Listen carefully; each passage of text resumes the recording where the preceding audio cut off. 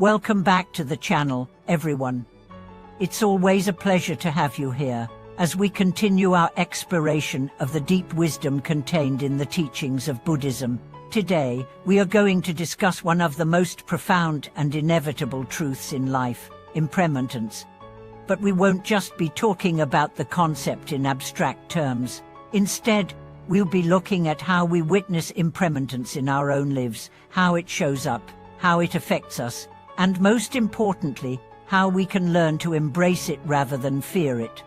Impermanence, or Tanikant in Pali, is one of the fundamental principles of Buddhist philosophy. It tells us that everything in life, our thoughts, our emotions, our relationships, even our bodies, is in a constant state of flux. Nothing stays the same. The flowers bloom and fade, the seasons change, the years go by, and even the very cells in our bodies are constantly renewing themselves. Change is the only constant. But while we know this on an intellectual level, how often do we truly understand and embrace this truth on an emotional and spiritual level? How do we react when we see impermanence play out in our own lives? Do we resist it, cling to it, or try to control it? Or do we accept it with peace, knowing that it is part of the natural order of things? Let's begin by sharing a story that speaks to this very experience. There was a man named Xion, who had spent much of his life seeking success and stability. From a young age, she had been taught that to be truly happy, he needed to build a life that was secure, predictable, and free from hardship. He worked tirelessly to create a career, a family, and a comfortable home. But despite his best efforts, life never seemed to slow down. His children grew up faster than he could keep up with. His career moved in directions he hadn't anticipated, and the world around him seemed to be constantly shifting. As he entered middle age, Xion found himself overwhelmed by a sense of loss. The life he had built was not as stable as he had imagined it would be. One day, as he sat in his garden, watching the leaves fall from the trees, he began to reflect on the impermanence of life.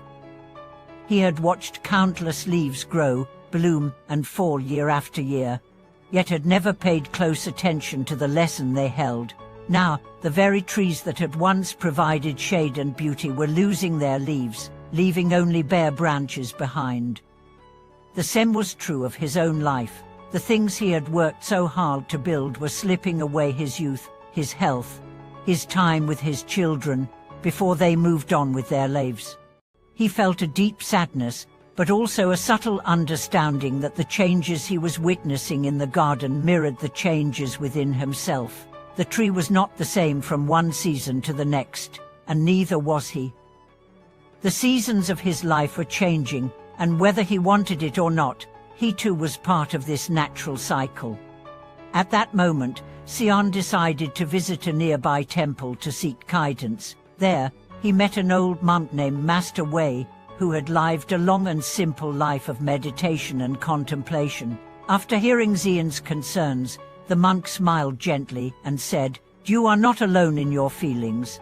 Impermanence is the nature of all things. It is not something to be feared, but something to be understood." Master Wei then shared a story of his own youth. He explained how, many years ago, he had experienced the sudden death of someone he loved dearly. The loss had shaken him to his core, and he had struggled with the pain of letting go.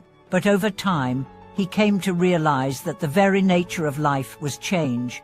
Everything that was born must die, and everything that is built must eventually crumble. This understanding brought him a profound sense of peace. He stopped fighting against impermanence and began to see it as a teacher rather than an adversary. "You see," Master Wei continued, "the problem is not impermanence itself, but our resistance to it. We fight against change because we believe that if we hold on tightly enough, we can preserve the moment, preserve the people we love, preserve our own youth. But nothing in this world can be preserved in this way. The more we resist, the more we suffer." Xion listened carefully, feeling a deep resonance with the monk's words. She began to see that his struggle was not with life itself, but with his own attachment to the way he wanted life to be. His desire for permanence, for control, had caused him to suffer. By embracing the truth of impermanence, he could find a new way of living, a way that allowed him to appreciate life as it was, without trying to hold on to what was slipping away. Master Wei went on, "Just as the seasons change, so do our lives. Each stage, each season, brings its own beauty, its own lessons. If we can learn to embrace each moment as it is, without clinging to it or pushing it away, we can find peace in the flow of life." From that day forward, Sion began to approach life differently. He stopped trying to freeze time and began to appreciate each moment for what it was. He spent more time with his children, knowing that their time together was limited. He focused on cultivating gratitude for the present, instead of longing for the past or fearing the future. And when he noticed himself becoming attached to something, whether it was his career, his health, or his possessions, he gently reminded himself, "This too shall pass."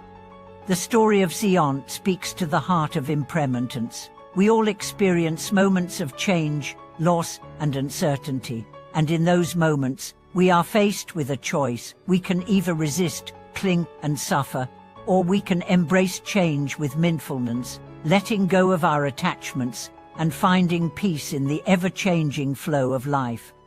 So, what does it truly mean to witness impermanence in our own lives? Understanding change as natural, the first step is to recognize that change is a natural part of life. It is not something to be feared, but something to be embraced. Whether it is the passing of time, the aging of our bodies, the loss of loved ones, or the shifting of circumstances, everything is in constant motion. When we accept this truth, we can begin to approach change with a sense of peace and equanimity. Letting go of attachments. One of the biggest sources of suffering comes from our attachments to things, people, or outcomes. We try to hold on to what we love, but this only causes pain when things inevitably change. To witness impermanence fully, we must learn to let go of our attachments and allow life to flow as it will. Living in the present moment. The most effective way to deal with impermanence is to live fully in the present moment. When we stop worrying about what will happen tomorrow or regret what has already passed, we can appreciate the beauty of the present moment. This is where true peace lies, not in holding on to the past, but in embracing the now. Cultivating compassion. Impermanence also teaches us compassion. When we see that everything and everyone is subject to change, we are reminded of the fragility of life. This awareness can inspire us to live more kindly, to cherish those around us, and to help alleviate the suffering of others while we can. Finding peace in acceptance. The ultimate key to embracing impermanence is acceptance.